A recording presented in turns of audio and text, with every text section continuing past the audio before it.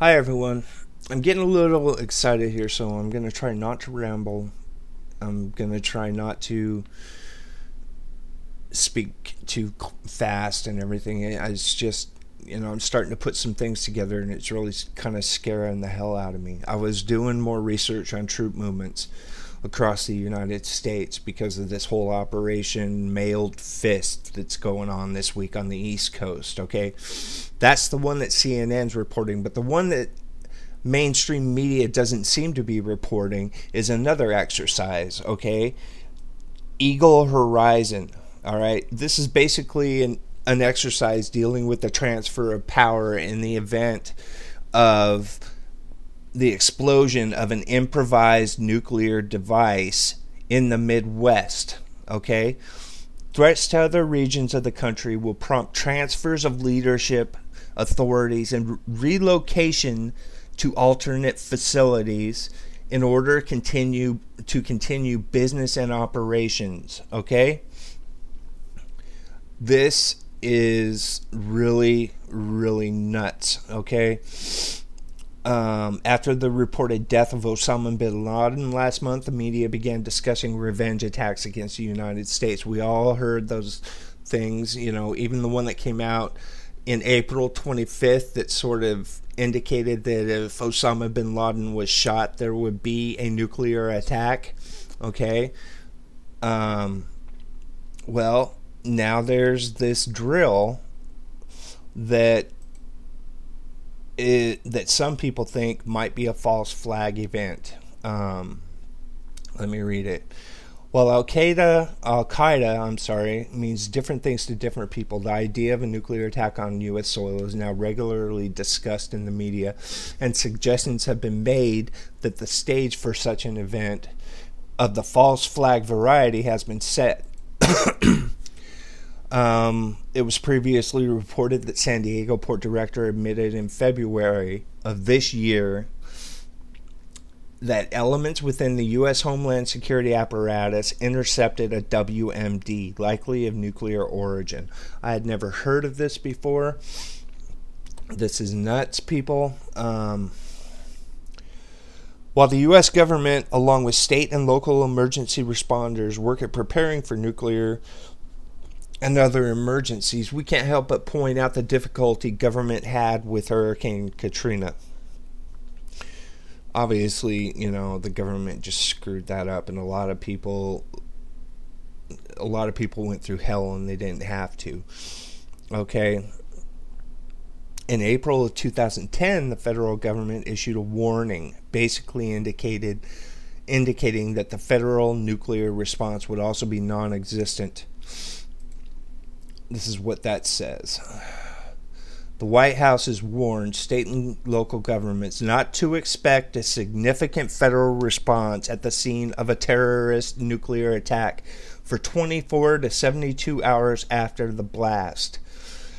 President Obama told delegates from 47 nations at the Nuclear Security Summit on Tuesday that it would be a catastrophe for the world if Al-Qaeda or some other terrorist group got a nuke, because so many lives would be lost and it would be so hard to mitigate the damage. Okay, a 10-kiloton nuclear explosion would level buildings within a half mile of ground zero, generate 900-mile-an-hour winds, bathe the landscape with radiation, and produce a plume of fallout that would drift for hundreds of miles.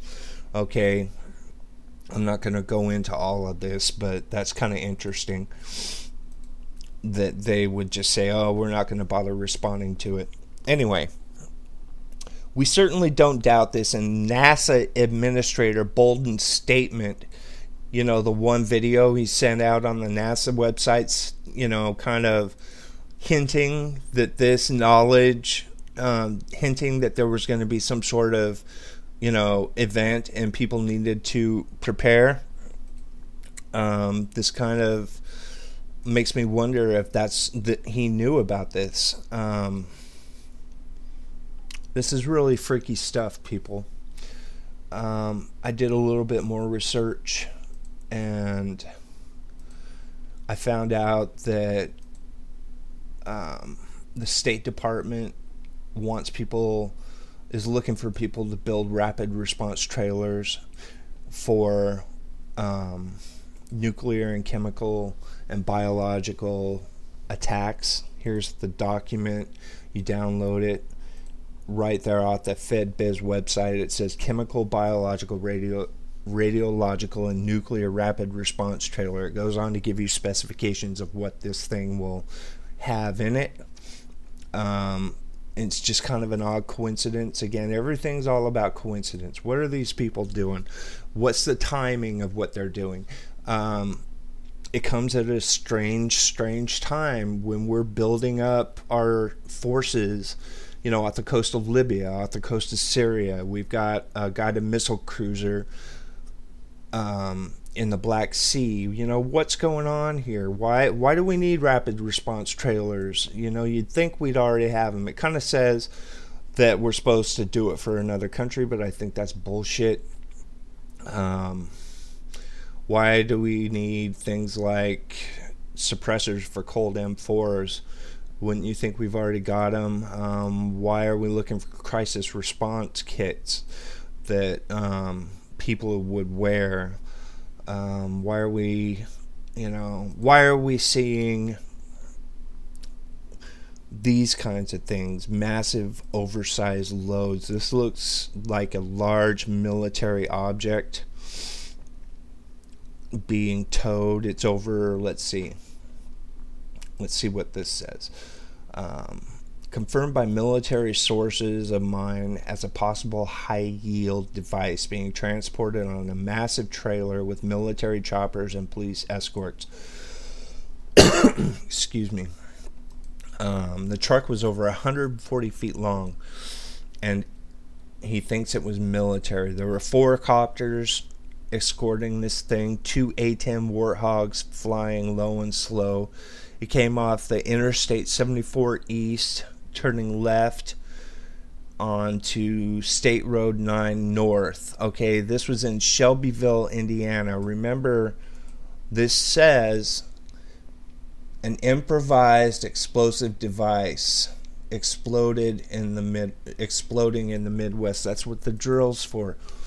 Okay, let's start putting the pieces together. So we're doing a build-up here in the Middle East. Obama doesn't have any real solid reason for doing this build-up. Okay, we're doing a exercise on the East Coast. Sorry, massive one that's never been done on the East Coast, and it's huge. It's got all these different elements of the military going on, but secretly, quietly, we're doing Eagle Horizon that deals with the a scenario involving an explosion of a nuclear device in the Midwest, where all this flooding's going on, where strange vehicles are sighted transporting unknown objects, and they're escorted by military choppers, and we've got orders to build rapid response trailers. It sounds to me like a false flag attack is coming. Make this video viral. Please post and tell me what you're thinking, because I really want to know, guys. Okay, bye.